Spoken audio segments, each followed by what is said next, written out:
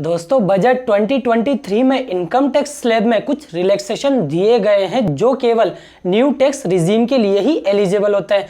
तो आपका यही सवाल होगा कि यार मैं ओल्ड रिजीम फिल करता था तो क्या मुझे न्यू टैक्स रिजीम पर शिफ्ट होना चाहिए, और आपके लिए कौन सी बेस्ट हो सकती है, या फिर ओल्ड वाली या फिर न्यू वाली, दोनों में से कौन सी सही रहेगी आप ही के लिए जानेंगे आज की इसी वीडियो में। तो आप इस वीडियो को पूरा अंत तक जरूर देखिएगा। तो आपके लिए ओल्ड सही रहेगी या फिर न्यू सही रहेगी, ये जानने से पहले हम ओल्ड और न्यू का यहाँ पर टैक्स स्लैब जान लेते हैं। ओल्ड की बात करें सबसे पहले तो 0 से 2.5 लाख की अर्निंग जो भी आपके स्लैब है, इनकम स्लैब, तो उस पर 0 है। वहीं 2.5 से 5 पे जाएंगे तो यहाँ पर आपकी 5% की हो जाती है, और वहीं अगर 5 to 10 जाएंगे तो यहाँ पर 20% की हो जाती है, और अगर यहाँ पर 10 to अबोव जाएंगे तो यहाँ पर डायरेक्टली 30% का टैक्स लगता है आपको ओल्ड टैक्स रिजीम में। और वही न्यू टैक्स रिजीम की बात करें तो उसमें 0 to 3 अगर आपकी इनकम स्लैब है तो यहाँ पर कितना रहेगा 0% का, और 3 to 6 में आपको रहेगा 5% का, और 6 to 9 में 10% के, और 9 to 12 में 15 का, और 12 to 15 में यहाँ पर 20 का, और 15 के अबोव जाती है तो आपको 30% का टैक्स लगेगा। ठीक है, तो यहाँ टैक्स रिजीम के बारे में हमने जान लिया कि ओल्ड में कितना स्लैब है, न्यू में कितना स्लैब है। और डिडक्शंस की बात करें तो जो ओल्ड टैक्स रिजीम था उसमें स्टैंडर्ड डिडक्शन था 50,000 रुपए का,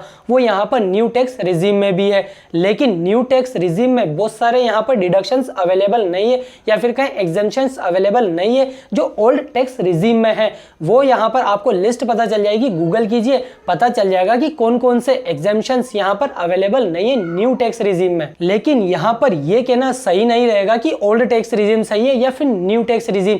ये डिपेंड करता है दोस्तों हमारी आगे वाली कैलकुलेशन करने के बाद, जो हम आगे यहाँ पर बताने जा रहे हैं उसी के बाद पता चलेगा कि ओल्ड सही है या फिर न्यू सही है। तो दोस्तों मैं आपको दो तरीके बताने वाला हूँ जिसके माध्यम से आप टैक्स कैलकुलेट कर सकते हो। एक तो है एक्सेल शीट के द्वारा, इसका शीट का मैं बताऊंगा आपको कैसे मिलेगी। ठीक है, उसके अलावा है यहाँ पर हम एक कैलकुलेटर है ऑटोमेटिक इकोनॉमिक्स टाइम का, जिसमें आप यहाँ पर मतलब जो भी आप इन्वेस्टमेंट कर रहे हो, जो भी चीज़ है ना, वो केवल आपको फिल करनी है, ज़्यादा कैलकुलेशन करने की ज़रूरत नहीं रहेगी। तो सबसे पहले हम बात कर लेते हैं इसी कैलकुलेटर की। तो कैलकुलेटर को आराम से समझेंगे दोस्तों, जल्दबाजी नहीं करेंगे ताकि आपको अच्छे से समझ में आए। ठीक है, आपकी एज क्या है, बिलो 60 है तो ये मेट्रो में रहते हो तो यस कीजिए, नहीं तो नो कीजिए। ठीक है, उसके बाद आपकी बेसिक सैलरी कितनी है, अभी मैं यहाँ पर डाल देता हूँ कि मेरी 10 लाख रुपए है।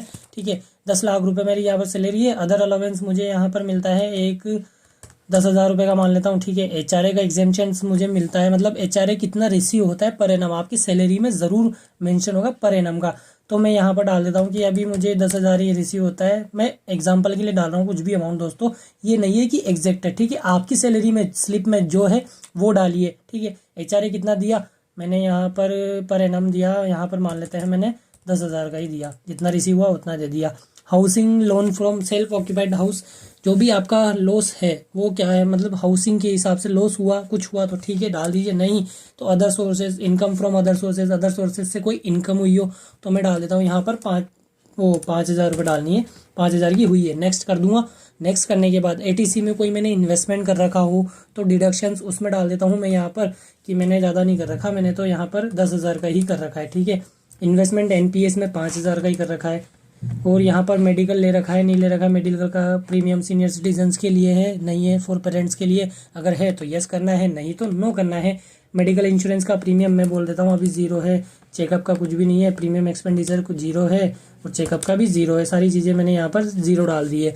और लोन यहाँ पर मैंने इंटरेस्ट पेड हाउसिंग लोन का कोई इंटरेस्ट जा रहा हो मेरा, तो मैं यहाँ पर डाल देता हूँ कि मेरा 5,000 रुपये का इंटरेस्ट गया। ठीक है, ये पर एनम के हिसाब से है दोस्तों, आपको पर एनम डालना है। देखते हो यहाँ पर आप डालोगे ना तो आपको बताना है कि पर एनम, क्योंकि जो भी टैक्स कैलकुलेट होता है वो एनुअल उस पर सैलरी पे होता है। ठीक है, उसके बाद इंटरेस्ट पेड ऑन जो भी यहाँ पर 80EE के अंदर आता है तो मैं यहाँ पर 0 डाल देता हूँ।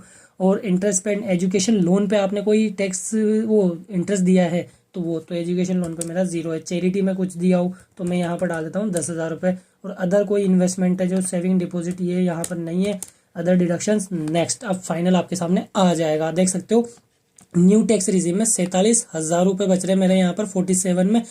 और आप देख सकते हो यहाँ पर अगर मेरी जो ये पुरानी होती, जैसे आप देखते हो यहाँ पर कि ये फाइनेंशियल ईयर 2022 से 2023 वाला जो पिछला वाला था, जो पिछला स्लैब था न्यू वाला ही, बोल रहा हूँ मैं, वहाँ पर 83 का लगता है, लेकिन यहाँ अभी नया आया है तो 58 का लग रहा है। और अगर आप ओल्ड सेलेक्ट करते हो, जैसे ही आप ऊपर देख रहे हो ओल्ड, तो ओल्ड में कितना लग रहा है 1,05,000 रुपये का। तो आप देख सकते हो मैंने यहाँ पर ज़्यादा इन्वेस्टमेंट नहीं करी है, जिसकी वजह से मुझे न्यू में फ़ायदा है। तो आपके ऊपर डिपेंड करता है कि आप इन्वेस्टमेंट करते हो तो कौन सा चूज़ करना है। एक एक्सेल के द्वारा भी देख लेते हैं, हमने वहाँ पर 10 लाख का लिया था, तो हमने यहाँ पर भी 10 लाख की इससे डाल दिया। आपको केवल ये कॉलम देखना है दोस्तों, जो मैं यहाँ पर कैलकुलेट कर रहा हूँ। आपको ज़्यादा कंफ्यूज नहीं होना है, ये उनके हिसाब से है जिनकी सैलरी उसी इनकम ब्रैकेट में आती है। तो आपकी जिस ब्रैकेट में आती है उसी में यहाँ पर कैलकुलेशन कीजिएगा। इसका लिंक मैं आपको दे दूंगा, डिस्क्रिप्शन में मिल जाएगा।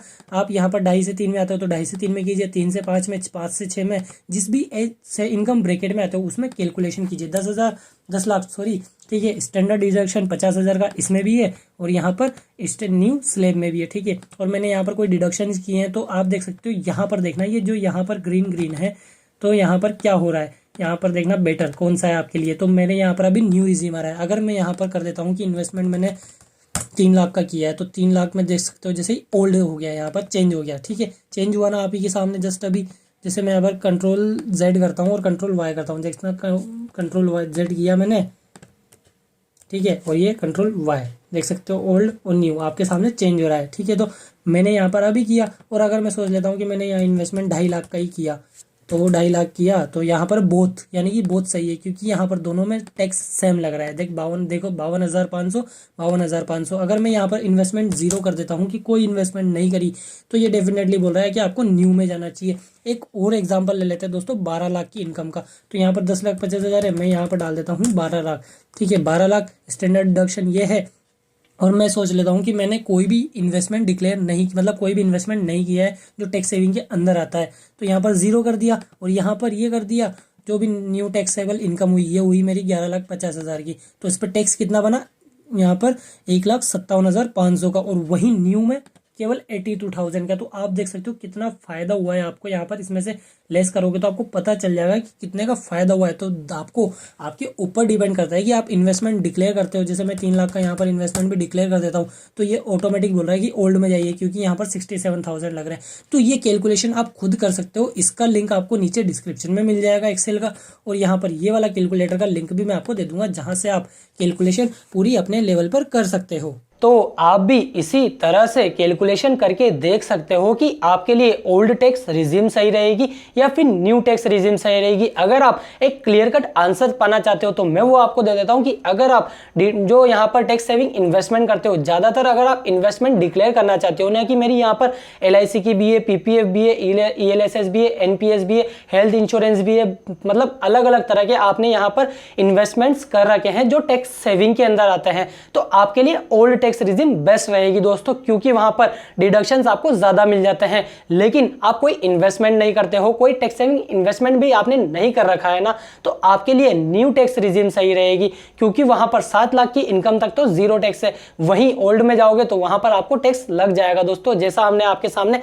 कैलकुलेशन करके देखा। तो आपके ऊपर डिपेंड करता है, अगर आप यहां पर इन्वेस्टमेंट करते हो जो टैक्स सेविंग के अंदर आते हैं तो आपको ओल्ड में जाना चाहिए, नहीं तो आपको न्यू में जाना चाहिए। ये यहाँ पर एक तरह से कंपैरिजन कर दिया हमने। और बजट 2023 में ये भी डिक्लेयर किया गया है कि जो न्यू टैक्स रिजीम होगी वो डिफॉल्ट टैक्स रिजीम मानी जाएगी, यानी कि अगर आपको ओल्ड टैक्स रिजीम में भी फिल करना है इनकम टैक्स फाइल, तो आपको क्या करना होगा, डिफॉल्ट फॉर्म फिल करना होगा। जो डिफॉल्ट फॉर्म होगा ना वो न्यू टैक्स रिजीम का होगा। तो इससे यहाँ पर क्लियर कट मैसेज मिल रहा है गवर्नमेंट की तरफ से कि वो ओल्ड टैक्स रिजीम को धीरे धीरे खत्म करना चाहती है। एकदम से नहीं होगा, हो सकता है वो धीरे धीरे खत्म कर दे। फाइनल सवाल आपका यही होगा कि मैंने पहले ओल्ड टैक्स रिजीम सेलेक्ट कर रखा था और मैं अभी इस बार न्यू कर दूं और अगली बार जाकर के वापस मैं ओल्ड सेलेक्ट करना चाहूं तो क्या कर सकता हूं? जी हाँ दोस्तों, अगर आप सैलरीड पर्सन है तो आप ये जरूर कर सकते हैं। अगर आप सैलरीड नहीं है, आप कोई बिजनेस चलाते हैं या फिर कहें सैलरीड के साथ साथ आपकी कोई फ्रीलांसिंग इनकम भी होती है, कहीं कंसल्टेंसी देते हो तो उसके माध्यम से भी आपकी इनकम होती है ना, तो आप स्विच नहीं कर सकते दोस्तों। आप सैलरीड की तरह स्विच नहीं कर सकते कि पहले ओल्ड में था अभी न्यू में आ जाओ, वापस ओल्ड में चला जाओ। तो ऐसा नहीं है दोस्तों, ये केवल सैलरीड के लिए ही अवेलेबल है। तो आई होप आपको पता चल चुका है कि ओल्ड टैक्स रिजिम और न्यू टैक्स रिजिम में से कौन सी बेस्ट है, कौन सी आपको सेलेक्ट करनी चाहिए। और अगर आपको इस वीडियो से कुछ वैल्यू मिली है ना, तो प्लीज इस वीडियो को अपने फैमिली और फ्रेंड्स के साथ भी जरूर शेयर कीजिएगा, ताकि वो भी ओल्ड और न्यू टैक्स रिजिम के बारे में जान सके, ताकि वो भी अपना टैक्स ज्यादा से ज्यादा बचा सके, अपनी इनकम बढ़ा सके। और अगर आप चैनल पर नए हो तो चैनल को सब्सक्राइब करके बेल आइकन भी दबा देना, ताकि ऐसी फाइनेंस से रिलेटेड वीडियोस आपसे मिस ना हो जाए। मिलते हैं आपसे अगली और एक्साइटिंग वीडियो में, तब तक के लिए जय हिंद, भारत माता की जय।